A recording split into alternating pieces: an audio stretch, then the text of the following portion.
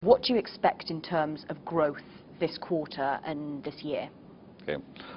First of all, let me do a very brief introduction in terms of in order to understand what the Georgian story is about, one must have a very precise idea about the country for the last 10 years and the developments of the last 10 years. And usually what one would think of Georgia, oh, it's an ordinary post-Soviet, former Soviet Union country.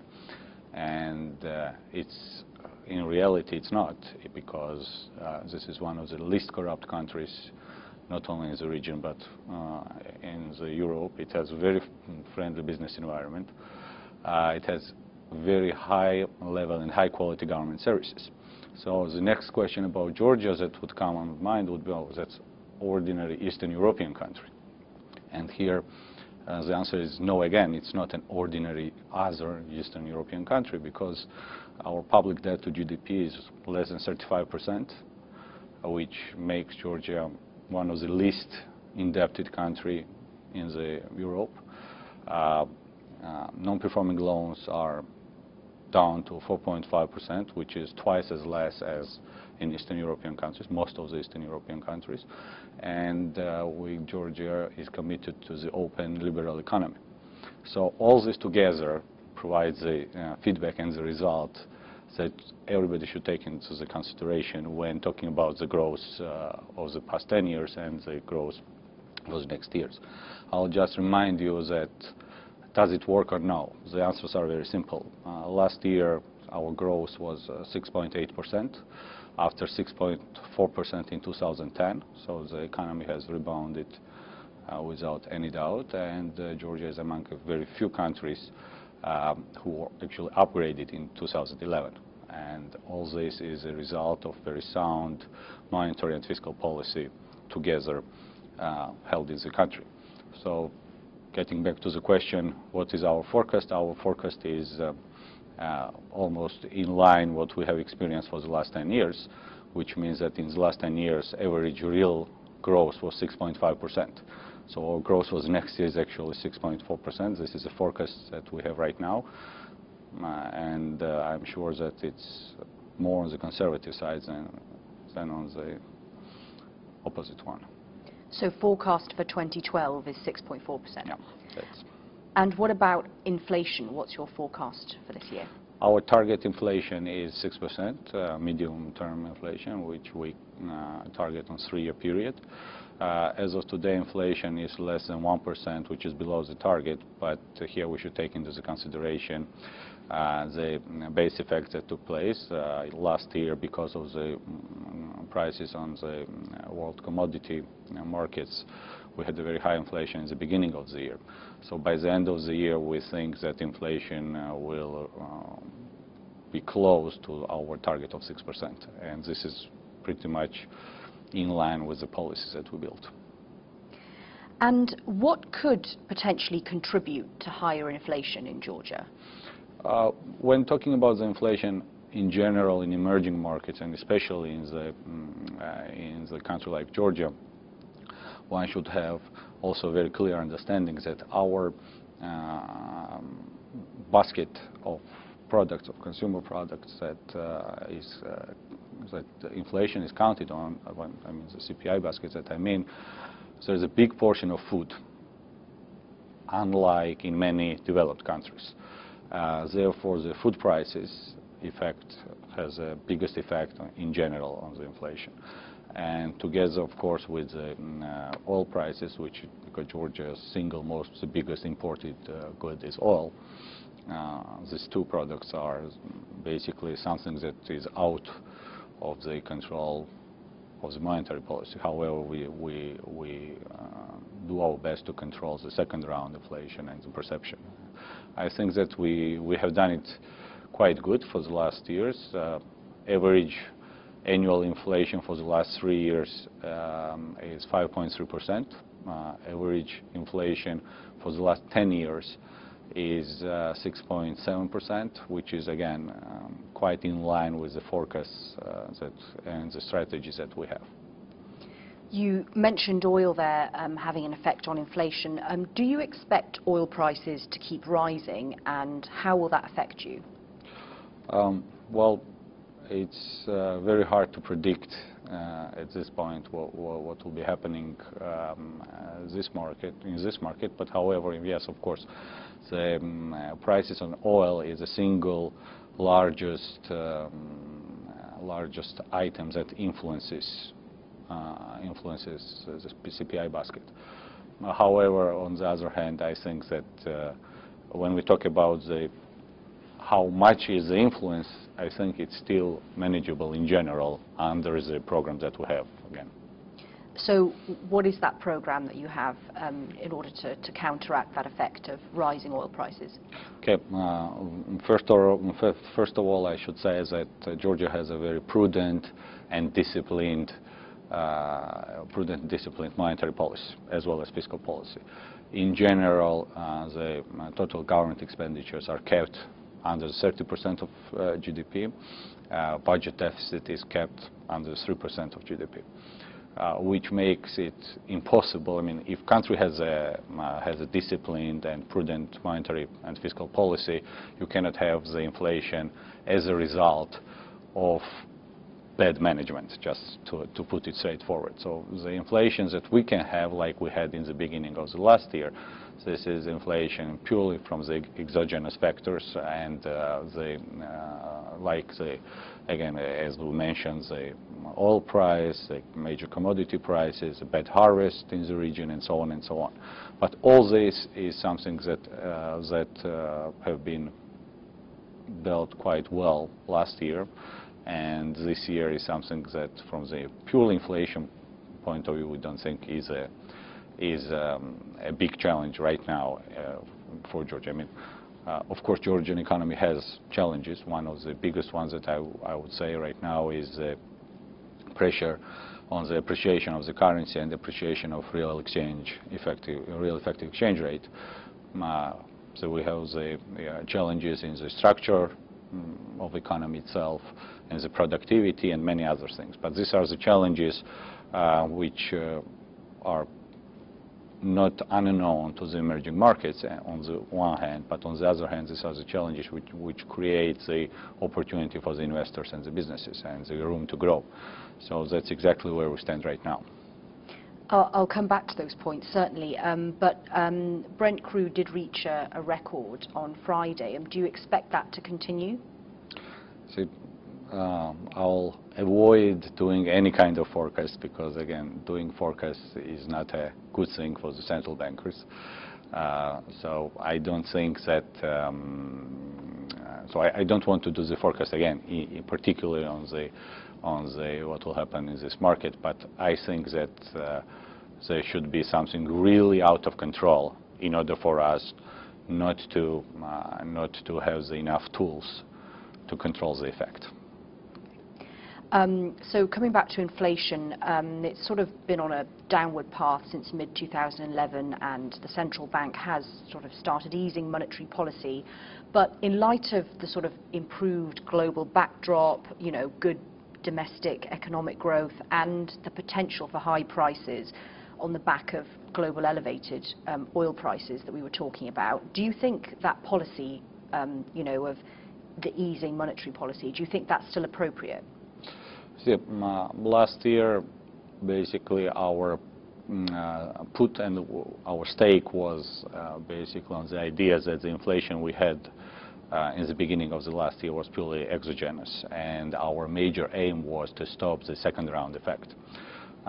It was not an easy decision that time. That time we decided not to tighten policy because of the mentioned reasons, and it showed that we were right. I mean, the result showed that consequences of that policy were right. As soon as the prices stabilized, the inflation went down, without basically without hitting too much on internal demand and all other factors in this. In whole this story. So again, yes, we do have the tools. I don't want to forecast because, again, forecasting is not something that we think is our job. But I want to assure everybody, will it be internally or externally, would be interested investor or just a person interested how things will go, that we have all the instruments in place to deal with the challenges and to deal with the specific cases that may occur in particular situation. And the last, not only last year and year before, but the last almost 10 years of our experience shows in almost every single direction that we are being quite effective. So you do or you don't envisage tightening monetary policy? Let's say in the, you still push me to do the forecast. Not in the nearest future. Several years ago, Georgia would hold the governor of the central bank accountable for inflation, as far as I understand. Why has this changed, and do you think the governor should be made accountable again?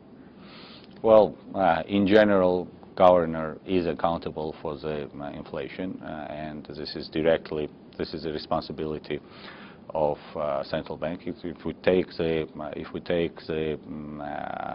Georgian case, so in Georgian case, price stability is a direct responsibility of central bank. So of course the governor is responsible for price stability. Of course, governor is responsible, must go to the parliament every year and explain why this or that monetary policy was chosen and how it affected the reality. So I don't think that any kind of responsibility has gone because of the changes introduced several years ago. What was basically changed, it was changed that there was no simultaneous responsibility for the governor of central bank. So the governor has a chance, as in any other ordinary country, to prove that if something went wrong, why it went wrong this way, or if something went okay, why it went this direction. So basically, I don't think that in any way today's responsibility is lower than it was before. Okay. And sort of, despite your economy has been growing at a fairly good rate, and the external backdrop's been improving somewhat. But what are the key risks that you see for the economy this year? Well, Georgia is a part of the global economy, and of course there are effects, the tendencies in the world economy which will affect Georgia. Yes, we do have a very strong growth, and we are very confident in the growth this year and the years after. However, the developments in our neighboring country, especially in Turkey, which is the largest trade partner of Georgia, is very important. Also, the trends going on in Europe is something that we are following very accurately. And in general, if you ask me what is the three biggest challenges, top three in our agenda, I would say this is appreciation of real effective exchange rate, high dollarization of the economy, and productivity in different sectors of economy. So that's the three top items on our agenda. The current account deficit's been running close to double digits as a share of GDP, and given that you're an oil importer and the oil prices continuing to rise, are you concerned about the sustainability of Georgia's external position? Well, first of all, let me put it this way: current account deficit has reduced twice since 2008. So it was almost close to 23%. Now it's somewhere in the middle of 11 and 12%. However, according to our forecast, it will go to one-digit number in the next 5 years. But even having the very large current account deficit in the previous years, sustainability of financing the current account was never a problem. Never. If you look, and the exchange rate reflects its better than any other single parameter. So basically, we always had a very good track record in terms of the FDIs. We had a very good record of remittances, and in general, we don't have the problem of inflow. What is our challenge, as I mentioned before, not the actual financing of current account deficit, but the structural change of the economy in order to make it more productive, more efficient, and to make the growth sustainable for another 10 and 15 years. So again, I don't think that if you look in detail, if somebody will take a very close look how the financing of the current account is happening, then the issue of sustainability is there. It's not there. I mean, it's not a problem. We have almost inflows more than 40% of GDP. And this is actually vice versa. This is what creates a constant pressure on appreciation of the currency. And that's exactly what we are aiming when discussing our monetary policy and discussing different things, including with the government of Georgia. You mentioned dollarization. I was under the impression that Georgia was against dollarization. Is that the case? And if so, why? I mean, dollarization creates certain risks. High dollarization creates certain risks associated with the foreign exchange, associated with the currency-induced credit risk, if we talk about the banking system, and it limits the capabilities of transmission channels, and it limits the capability of monetary policy of any country. So, yes, we had historically very high dollarization. I should also mention here we have also very good progress. Last year, dollarization has decreased by almost 10%, and at this point of time, Georgia stands on the historical minimum. Still, it's high, but if we look at the trend. But at the same time, I should mention that we don't have any kind of capital control.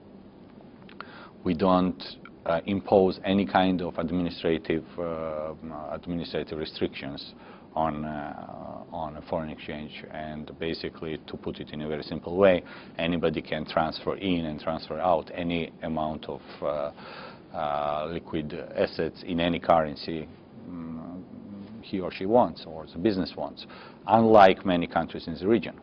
So basically, our strategy in terms of dollarization is built purely on the market mechanism, purely on the issues of confidence in local currency, and in no ways in the administrative restrictions. So that's, I think, what makes Georgia a unique case in this part also. I want to talk a bit about investments. Both Standard & Poor's and Fitch have raised Georgia's credit rating, but it's still below investment grade. So what do you expect in terms of investments? Well, first of all, again, we are talking about the trend, and when we talk about emerging markets like Georgia, we should always look at the trend. And as I told you, for the last 10 years, we had average annual growth of 6.5%. GDP per capita has increased 4.4 times in the last 10 years. 4.4 times in the last 10 years. Banking system for the last 10 years increased 12 times. Our foreign reserve increased 16 times in just, and I'm giving you the figures of the last 10 years. So, of course, if we go the way we have gone for the last period, we will very soon reach the investment grade. So there are different investors. There are investors who are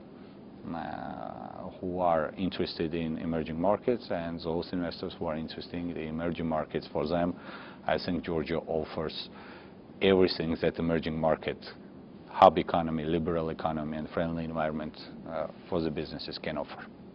So I don't think that attracting investors will be a challenge for us. What sort of investors have expressed particular interest in Georgia? I know Qatar is one of them. Are there any others worth noting? There are a lot of investors, as you correctly mentioned. The investor base is diversified.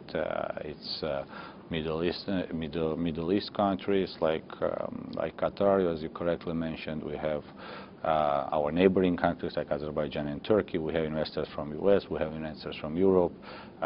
Right now, if we talk about the real sectors of economy, hydropower energy sector is something that is extremely attractive, and we see a lot of investments coming in this particular sector. Financial sector is something that is also always on the top in the priority list. I want to tell you that 95% of the shareholding of commercial banks is non-residents and diversified. So again, it's not about the lack of investor of any kind. It's about the timing, and it's about the structural change of economy and in general market of Georgia. So on the Eurozone now, how long do you think the Eurozone crisis will continue, and how will it affect Georgia? Well, first of all, my personal opinion is that the Eurozone crisis is much more political rather than economical. And I don't think that the model having one central bank and 17 ministers of finance is sustainable. So the case was with the European debt crisis now is very simple. There is a monetary discipline, but there is no fiscal discipline. And now there is a general discussion and general will to make the fiscal discipline also in line with the prudent policies.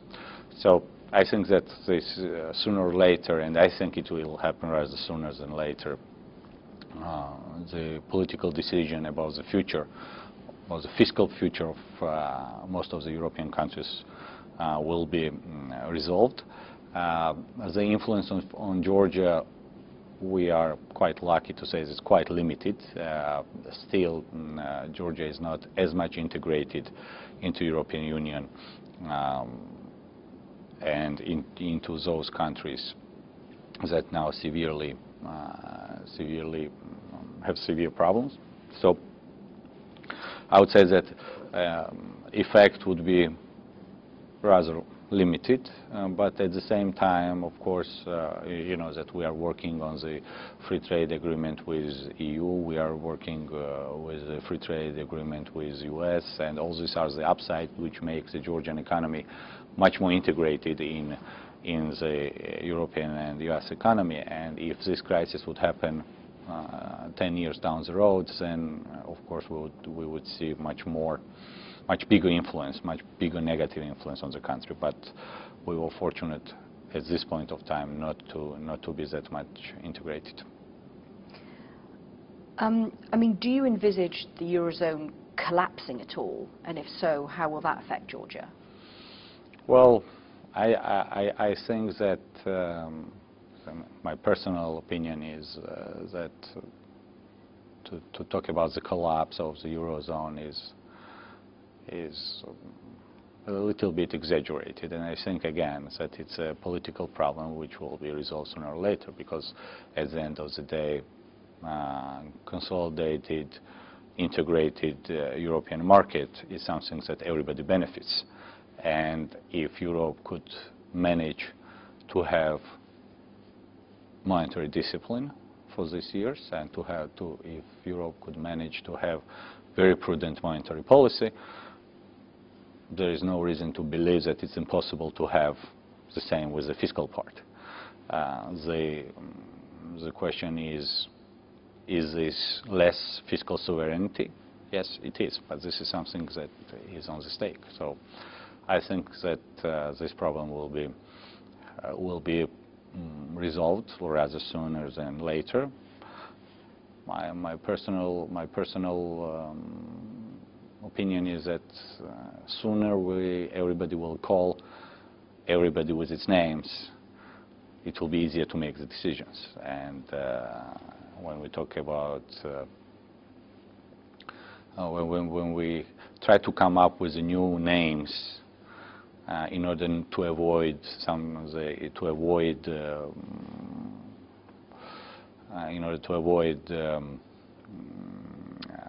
hard valuations, that's something which does not help anybody.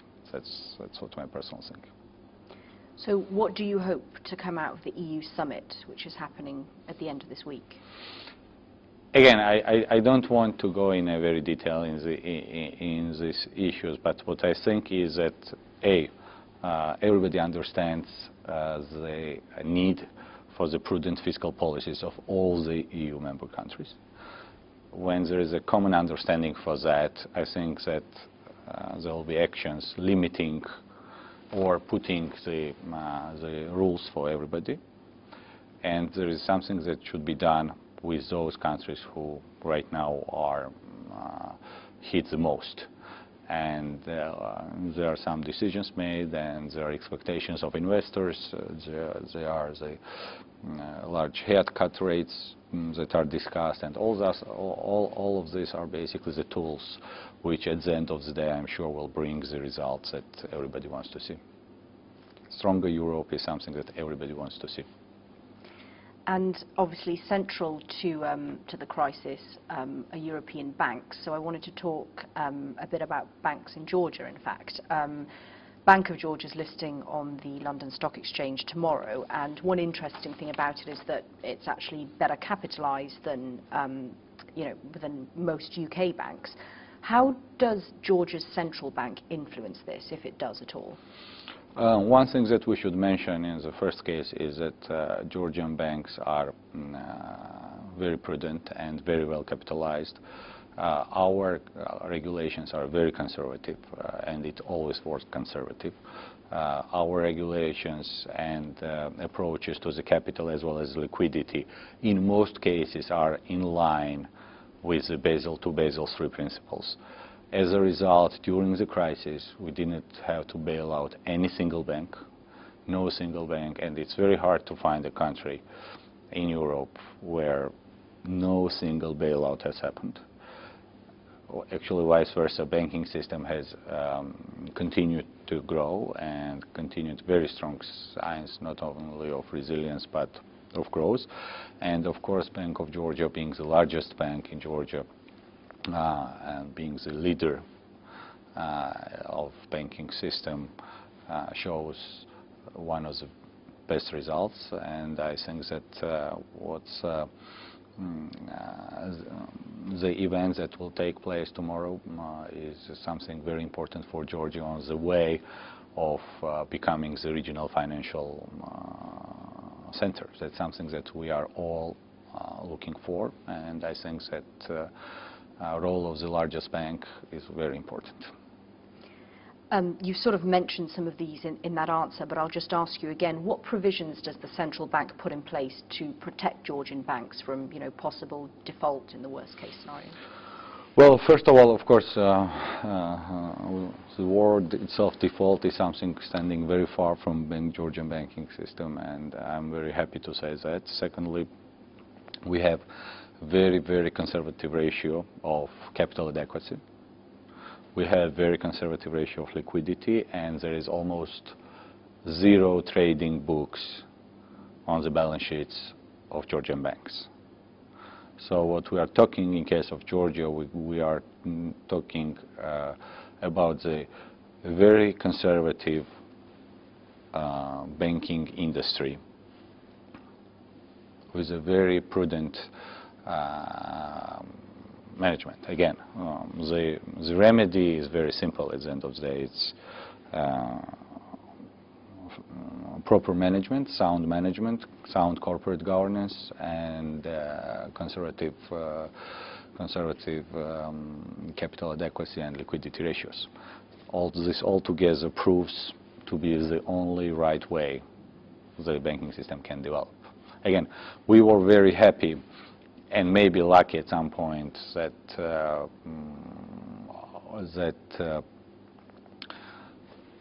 leverage of Georgia, indebtedness of Georgia as a country, and the indebtedness of its population is below the rates that most of the European countries have. So to put it very straightforward, Georgian population is not indebted and it is not leveraged the way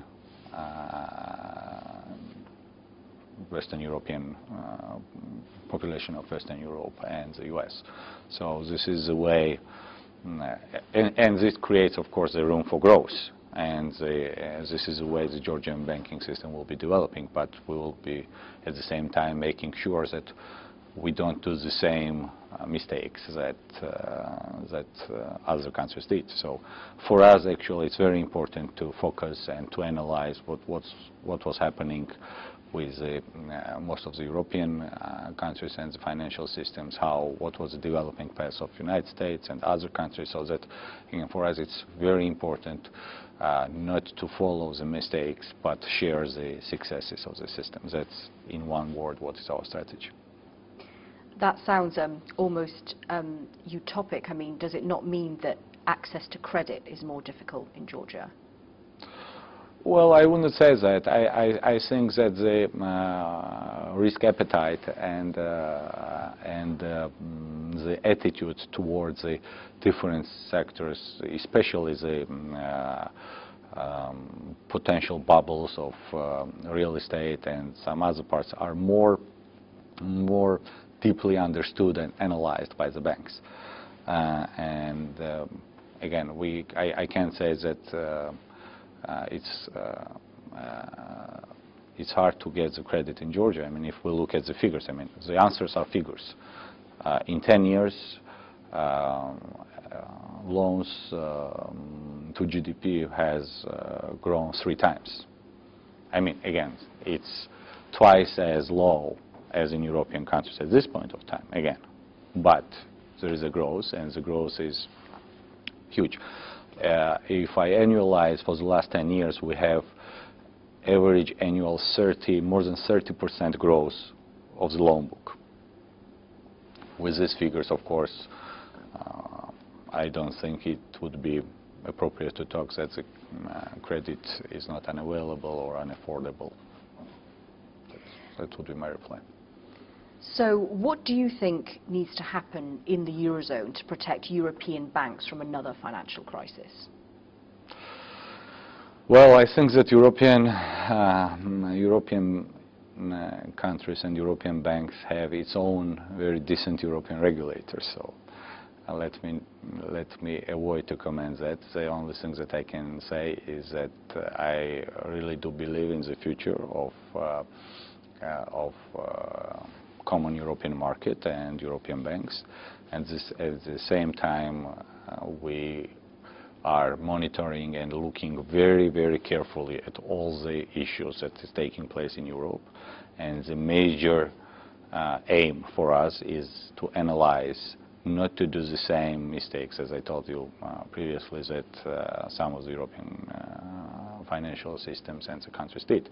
At the same time, again, Georgia is a country, and Georgia has a government and authorities who are trying to build the hub economy, liberal economy, business-friendly economy, and it's what is happening, actually. It's not only the plan and the will, that's what is happening. And in this way, we will be analyzing all possible scenarios, and we'll be analyzing all possible solutions that our colleagues will be coming up in the next years. Do you ever envisage joining the European Union and/or the Eurozone? Well, I think that the most important part is a free trade agreement with EU, which will grant the access to Georgian producers and Georgian businesses to the EU market. And this is a process which is right now in the very active stage of negotiation, and I think that this is a very big upside that will be taking place in the next years. I think this is a single most important factor that right now will be influencing the growth and the economy of Georgia. On the issue of joining EU in general, this is an issue for politicians, and central banks are not politicians. So let's leave the other issues for the political debates. But do you think Georgia would benefit from joining the Eurozone? Of course, too. I personally think that at some point of time it's inevitable for Georgia to become the member of the European Union family. I mean, Georgia is a European country. It has a very deep and big culture, and I think that the whole Europe will be only gaining, becoming more diverse and more richer by Georgia being in rather than out. But the Eurozone as a currency? Well, let's see. So let's leave something for the future. It will be very interesting. It will be very interesting time for the EU. It will be a very interesting time for EU neighboring countries, and I'm sure it will be very interesting and challenging and good time for Georgia. I mean, if we can manage to repeat the same story of success in terms of growth in the next 10 years as we had in the last 10 years, Georgia will become one of the leaders, so-called high growth countries. And this is something which is our primary aim, and this is something we're headed to. So no plans to join the Eurozone? You don't think that would benefit Georgia? I think that free trade agreement with EU is something which is the single most important factor affecting the economy. And I think that at some point of time, Georgia will become the full member of European Union family. But let me not to comment on the more specific issues on that case. Great. Thank you very much.